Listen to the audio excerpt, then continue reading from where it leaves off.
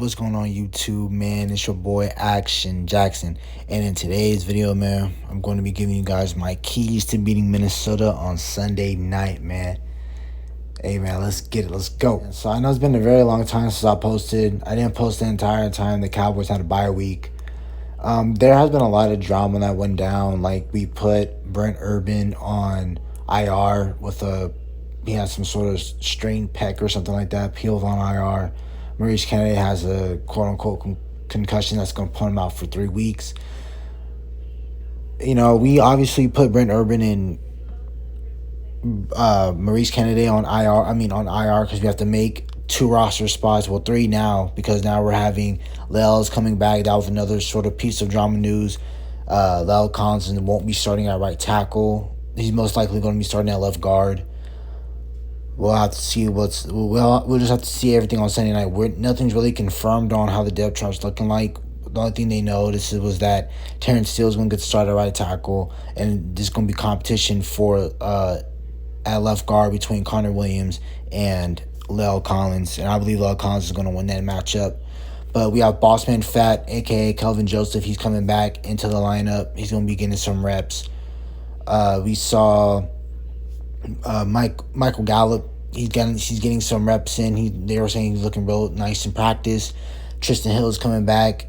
Same thing, coming off of that torn ACL that he had last year. So he's coming back, which is great. That's more D-line depth. So, you know, basically like how I like to do in every video, I like to go over the injury report for both teams and for the Cowboys and for the Minnesota Vikings. So, starting out with the Cowboys, Darnell Armstrong, that's another person who's coming back from the high ankle sprain they suffered, I think, week 2 in practice or after the Chargers game. But he's questionable. Trevon Diggs is going to play. Gregory is going to play. Dak Prescott, man. So, before I even go into any sort of matchups, they're saying that Dak Prescott was out with a calf strain, which people are saying that he came off the game-winning touchdown, and I don't believe that for 1 second. I believe that he suffered his calf strain when he was trying to run on that 3rd and long, and he ran, and then one of the Patriot players tripped him on his ankle, and he fell forward. I believe that's when he messed up his calf, because that was the same drive that when Greg Zuerlein missed that kick. So I believe it was that play, not the game winner, but because I think they said the game winner tried to make it dramatic, but I believe he suffered it on that 3rd and long when Greg Zuerlein missed that kick. But it doesn't matter. He's questionable. Dak is questionable to play. And Dak being questionable is going to put this game in question, basically, for me. But I'll talk about that later. Tyron Smith is questionable, but they're saying that he's set to play. Cedric Wilson is going to play. Donovan Wilson will play. Oh, yeah, update on Michael Gallup. They said he's not going to play. I'm recording this on Friday. Anything can happen, but they said that he's not going to play on Friday. They're saying that Dak is they're going to see how he is. They said they're going to see how he was today after practice, but I don't know how practice went or anything like that. I haven't heard any reports.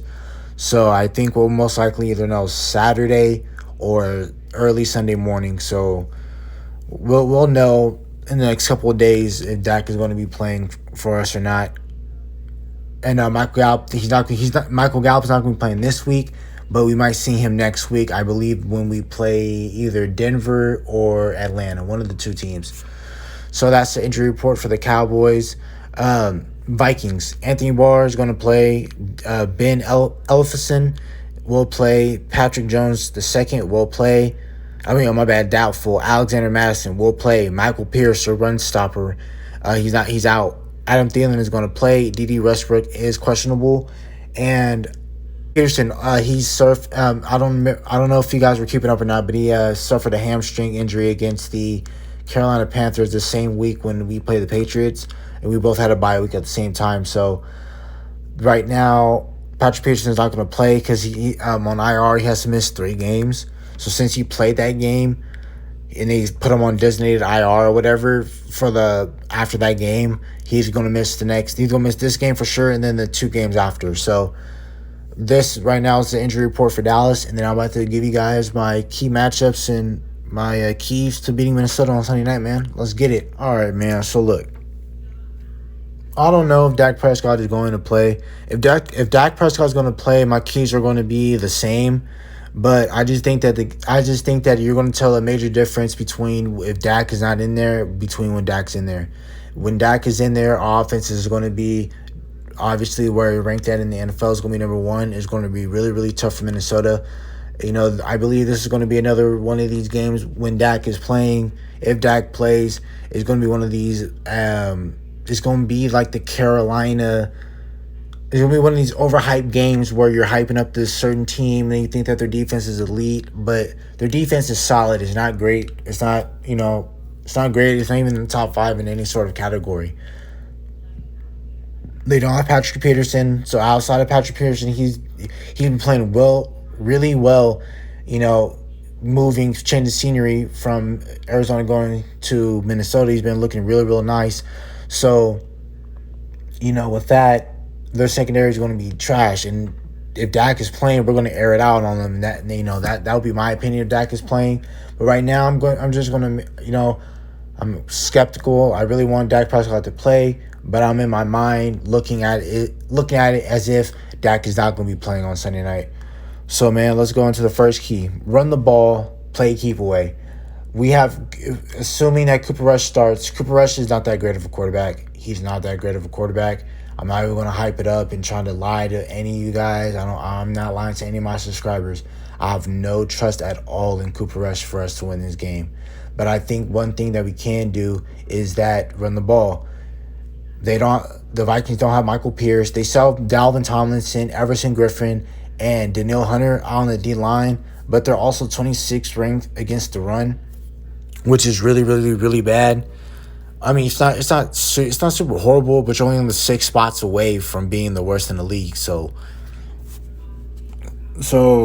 basically, just run the ball. Heavy dosage between Tony Pollard and Ezekiel Elliott. We should be able to play keep away, keep that Minnesota offense on the bench, keep them at a standstill, make sure they can't catch any sort of rhythms or anything like that. So just play keep away. Time management with Cooper Rush. We got to make sure, just playing keep away. My number one step is going to play into my number two step. Just limit the turnovers on offense. I understand we're going to run the ball. If we don't have Dak Prescott, we're going to be a one-dimensional team. We have the offensive weaponry to be multi-dimensional, but with having Cooper Rush at the helm, man, it's going to be really, really, really tough for us to win this game. I still believe we can win it. But then again, we're going to play a certain side. We're going to play a certain style. And Mike Zimmer, he used to coach back with us, a while back, and not, different regimes and everything like that. But if you're Mike Zimmer's a really great defensive coordinator, and that's what defensive coordinators love. If they know that they can make you one dimensional, that basically means they did their job and they're going to win the game.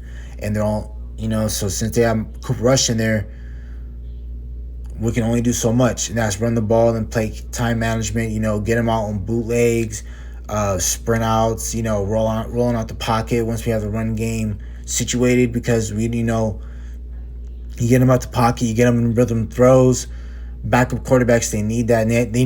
Backup quarterbacks need confidence for them to believe that they can go out and secure the victory. So you do that, running the ball, playing time management. You Kellen Moore dials up some quick rub plays. Some quick outs, some slants, some drags, a couple bubble screens to get him going, to get him a little bit confident. And, Cooper Rush should be fine, but he does his job. He doesn't turn the ball over. We should be able to win this game. We're just going to have to lean on our run game and our defense a bit more than we ever had to do out throughout this whole season. So, just run the ball, play keep away, and limit turnovers on offense, man. My number 3, stop Dalvin Cook. Dalvin Cook / Alexander Madison. They're really good as well. Also, Minnesota doesn't have a great offensive line towards either run or pass pro, but they're most susceptible against the pass offense. They do really well against the run, but their pass, they're not that great at it. So stop Dalvin Cook. I wish we had Brent Urban in this matchup. He's our big, damn near 7'1" tech. And he would have been really great to have, but, that looks like it's probably not going to be the case.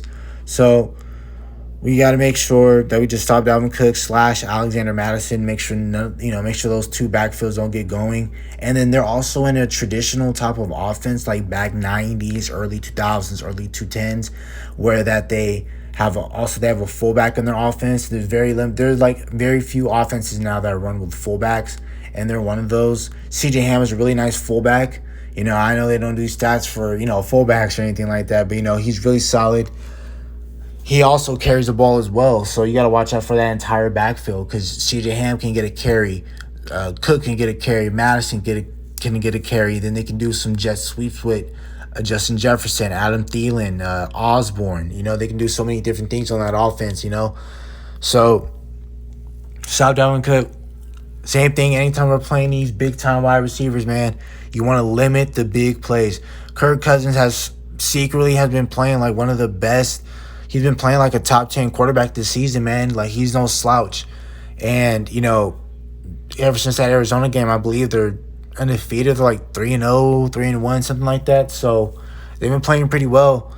They're on a high. We're on a high too. But, it's going to be different depending on who's at quarterback again. Just limit the big plays. I believe I have a trust in Trevon Diggs versus Justin Jefferson. You know what I'm saying? They've seen each other before in college back in the day. Back in the day it was like 2-3 years ago, but still though, 2 years ago, 3 years ago, it's going to be tough. I think Trevon Diggs is going to hold his own. I think his pick streak is going to continue. I believe that slowly but surely he's going to have at least double digits at the end of the year with 10. I don't know, depending on how they game plan, but trust me, they're going to test Trevon Diggs. And when they do, and Kirk Cousins throws a bad ball, or he goes through one of the receiver's hands, it's going to be a wrap. It's going to be a pick, possibly a pick six, because once Trevon Diggs has that ball in his hand, he's dangerous. So limit the big plays. One more thing, I got two more things, but this one, number 5, pressure Kirk Cousins. There's a lot of things. Kirk Cousins he's not that great in primetime games. If you look at his primetime record, I think he's only won against 1 or 2 maybe. He's not that great in primetime, and also pressuring with our D line. I believe that their offensive line pass protection is not that good at all. We're going to be able to get home with Michael Parsons, Randy Gregory, Dorrance Armstrong, depending if he's playing or not.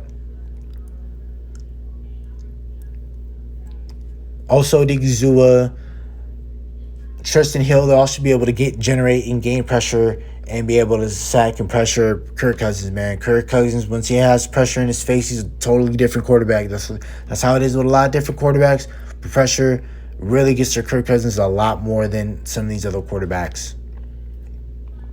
So, the last point I want to get into is just protect either Dak or Cooper Rush. I don't know who's going to be playing, like I said before earlier in the video, but just keep them upright. Make sure that Minnesota's defense does not touch our quarterback.